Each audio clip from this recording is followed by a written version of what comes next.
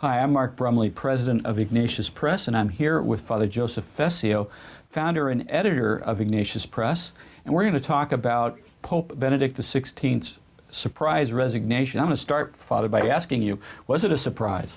Yes and no. It was a surprise in the sense that we didn't know when it might happen, but he had already given a signal pretty strongly back in 2010 that he thought a pope could resign. In fact, may I read the passage from this wonderful book, which I'm sure you all have in your bookshelves, Light of the World, by Peter Zewald.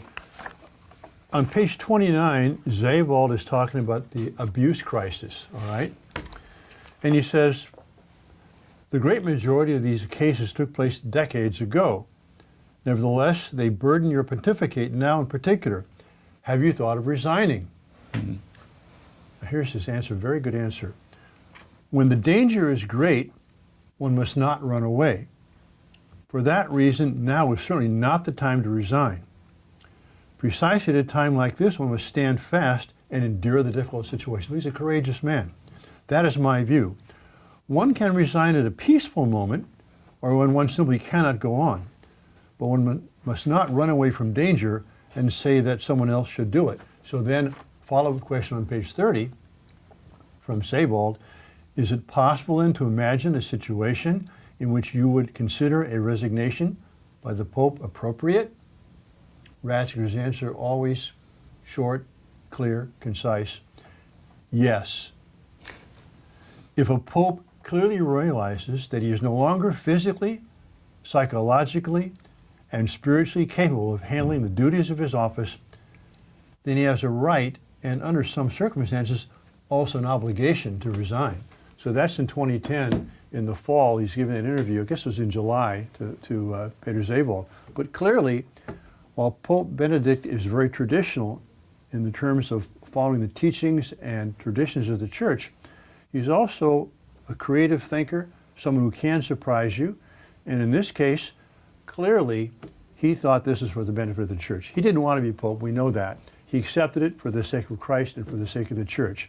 And in this case, he's saying, look, I'm the Father, the Holy Father. Yes, fathers don't resign. But I'm also the servus servorum Dei. I'm the servant of the servants of God. I can't serve like I ought. And he says in his beautiful statement, which by the way was in Latin, just like on April 20th, the first after he was Pope, he gave a 22-minute address in Latin. Now he's ending it with an address in Latin. But he says, I am well aware that this ministry, due to its essential spiritual nature, must be carried out not only with words and deeds, so the active life, but no less with prayer and suffering, as we saw in John Paul II. However, in today's world, subject to so many rapid changes and shaken by questions of deep relevance for the life of the faith, in order to govern the bark of St. Peter and proclaim the gospel, both strength of mind and body are necessary. And he realizes he's very simple and straightforward. He says, I'm getting weak. I can't keep doing this and serve the Church like I should. So that was, am I surprised? No. Was it unexpected? Yes. In fact, did you hear any rumors? No, there were no rumors. I mean, this is one of the biggest things to ever happen without a single rumor that was ever surfacing before it happened. Right. I mean, to the extent that anybody talked about it, it was kind of a theoretical thing. Yes. Nobody thought this was going to come when it did. And that's something that's notable. I mean, the Holy Father talks about, well, when things are serene, that might be a time. I don't think we could say things are serene. No. He talks about when the occupant of the papal office becomes incapacitated, judges himself unable to fulfill the obligations of the ministry, that might be the time. One of the things that's kind of curious about this is just before Lent. There's very little time. In fact, he announced a resignation today, but it's basically 2.5 weeks off. Right. Does that tell us anything? Is there anything we can conclude about that? Well, I don't think he wanted to be a lame duck for a long period of time. Okay, that makes sense. And I think that Lent is a good time for prayer and fasting and asking for the grace of the Holy Spirit. And then, of course, what follows Lent is Easter. So probably around Easter, we'll have a new Pope. So he's liturgical. You know, he was born on Holy Saturday between the Easter Vigil in Easter Sunday, between, Holy Saturday, Easter Sunday morning, and born and baptized on that same day in 1927. So I'm sure that was in his mind, at least subconsciously, that this would be a liturgical gesture too, that he would resign during Lent and let the church go into prayer and fasting, preparing for a new pope, and then the new pope would come at the time of the resurrection. There's going to be a lot of assessment of Benedict. He's been pope for 8 years, almost 8 years. Yes. There'll be a lot of assessment of that pontificate, and of course there'll be a lot of speculation about what's to come. Obviously, you're going to be talking a lot of media venues over the next couple of weeks. Let's let the Ignatius Press kind of get ahead of the game here. Give us your assessment of the pontificate. My assessment of the pontificate? Yeah. Well, I think You're completely objective, it was unbiased. a success before it began, I think, because he brought with him all his rich past and especially his writings. And we at Ignatius Press, we've published maybe 60, 70 books now by Joseph Ratzinger, Pope Benedict XVI. So he brought his legacy with him. But certainly he was a worthy successor to John Paul II. And I'm sure we'll have another worthy successor, except I do believe the time of giants is going to be over temporarily. We have some great cardinal candidates for Pope, and maybe some ones we haven't heard of. They'll be kind of surprises. But really, when you look at the intellectual and the character, strength and the character and the personality of these two popes, and we have had it good, folks, for this last, almost third of a century with these two popes. Certainly, he's made a big difference in liturgical matters with his motu proprio, his own book on the liturgy, and writing his book on Jesus of Nazareth. That was an unusual thing for a pope to do. But I think, all in all, those who love the church and traditions have to say we've had a wonderful pope. Is that a good enough assessment? Well, that's. What do you think, Mark? You're better at assessing things than I am. I think that's a very good assessment. It's amazing to me, though, to think that he's done so much in 8 years. We have conversations a lot about state of the church, about bishops and things that drive how bishops react to things. And we've both been pleased, I think, by many of the appointments of Benedict XVI and just the whole momentum that's been built up in these 8 years. It's incredible. That's true, and I think that his biggest legacy has been the appointment of bishops in these 8 years, and having Cardinal Ouellet as prefect of the Congregation of Bishops for the last 2.5 years has been a great blessing for the church. And we're from the West Coast, okay? We were very disappointed a couple of weeks ago when the Ravens beat the 49ers in the Super Bowl. But there's a thing called the West Coast offense, which Bill Walsh, coach of the 49ers, and Joe Montana really brought perfection back in the 80s and early 90s. And that was kind of a consistent, short passing, running offense. And it really took over the whole NFL. It became kind of the model for the offense. Well, now we've got a new West Coast offense. So we just had a new archbishop named in Oregon, Bishop Sample. And now we've got Sartain in Seattle, Sample in Portland, Corleone in San Francisco, Vasha in Santa Rosa, Gomez in Los Angeles, and we have Flores in San Diego. So we now Soto in Sacramento. That's right, Soto in Sacramento. We now have the West Coast offense ready to go for the church. Well, we're going to need it when you look at all the cultural issues and all of the things that challenges that the church faces. And I know we can have a conversation about the new evangelization. You're not so big on the new aspect of it. You said, well, what is this evangelization? Yeah, right? just evangelization is fine, But there certainly are challenges that the church has to face. And so we're moving a little bit from talking about assessing Benedict's contribution to talking about his legacy, and that's looking forward in the future. I got an email from a friend this morning who is a little bit concerned about the extraordinary form liturgy. Now, we might say a little bit about what those terms mean for some of our viewers. Pope Benedict has been a major figure in facilitating a wider access to the Old Mass. Certainly, sometimes you hear it said that he's going back to the preconciliar liturgy, and that's not accurate. But my friend was concerned, well, what does this mean for people who are committed to the extraordinary form? And we might ask the question, what does it mean for just the ordinary form of worship in the church? Well, we don't know the future, do we? Right, that's the problem. I doubt a new pope is going to suddenly retract the motu proprio. And it was clear in Pope Benedict's introduction to that motu proprio, there were two goals he had in mind. One was mutual reconciliation, or interior reconciliation, he said. Not just the Pius X group with the Church of Rome, but rather the two forms of liturgy which had developed, the old and the new. He saw the new as it was experienced as a real break from tradition, and he wanted to have them mutually enrich each other. That was the second phrase, mutually enrich each other. So that's going to happen. And incidentally, I know that Archbishop Corleone is planning here in San Francisco to establish a Benedict XVI Institute for liturgy and music.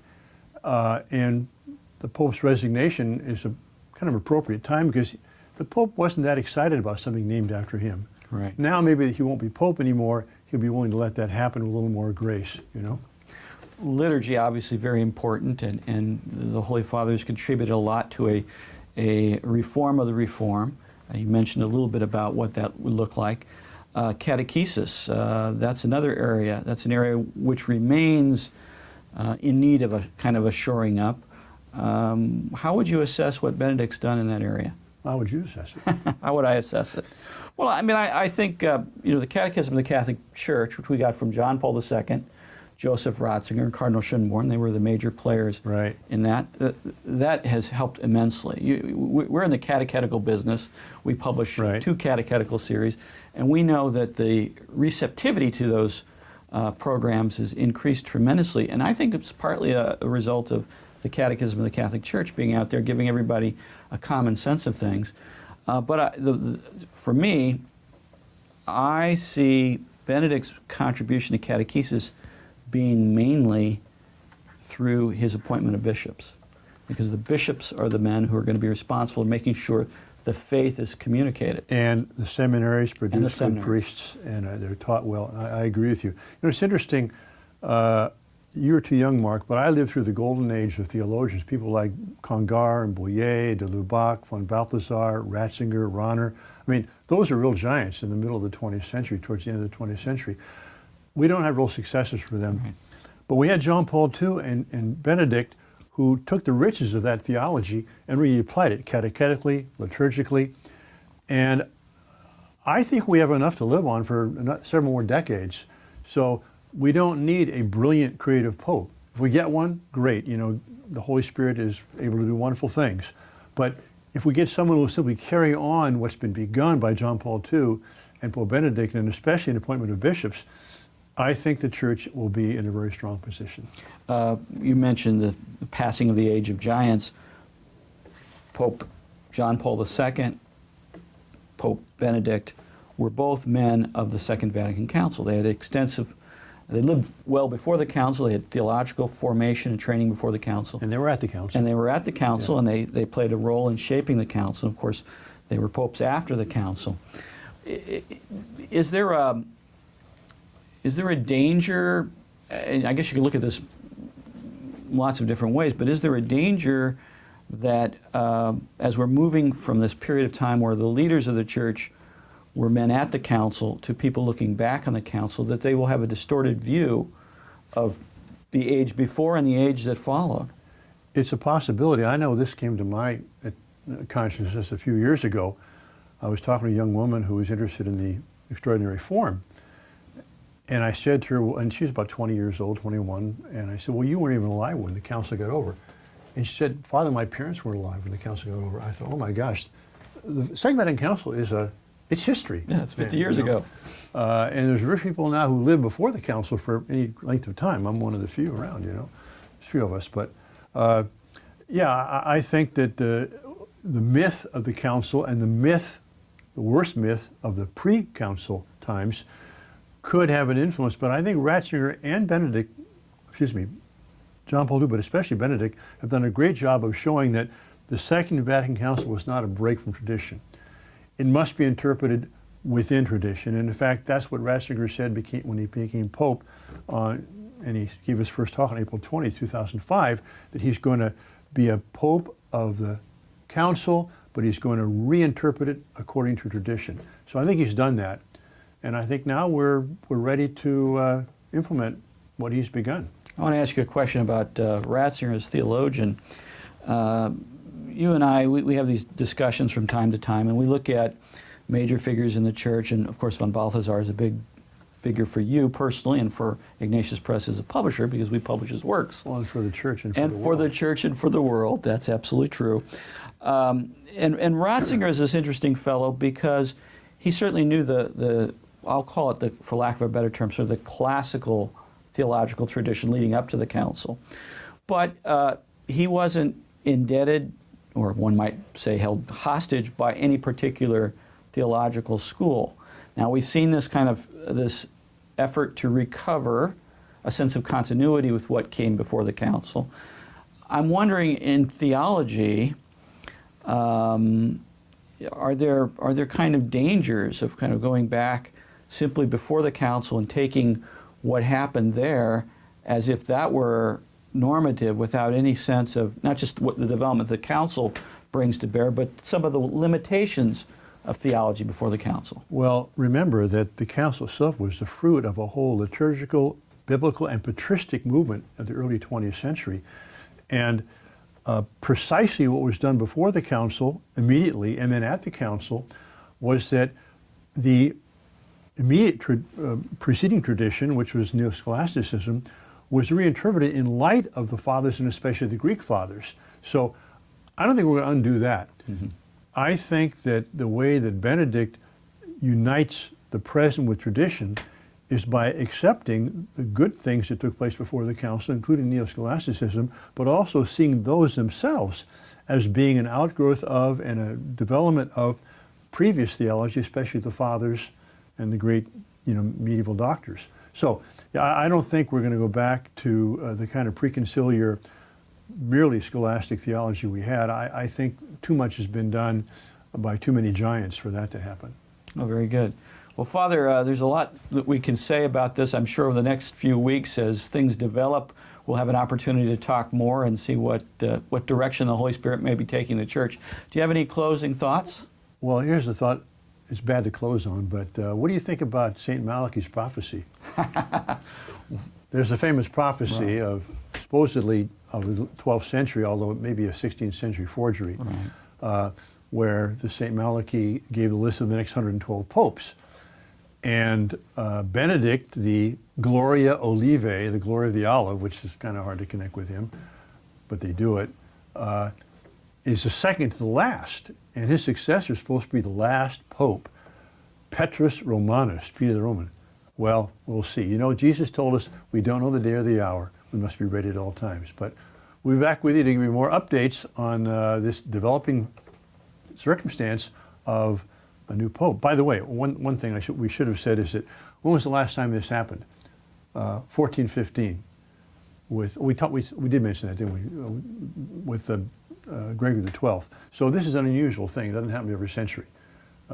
And that was to end a schism in the church. That's right. So we hope that the next pope doesn't cause one, but that's right. We don't think that will happen. Father Fessio, thank you for taking the time with us. All right.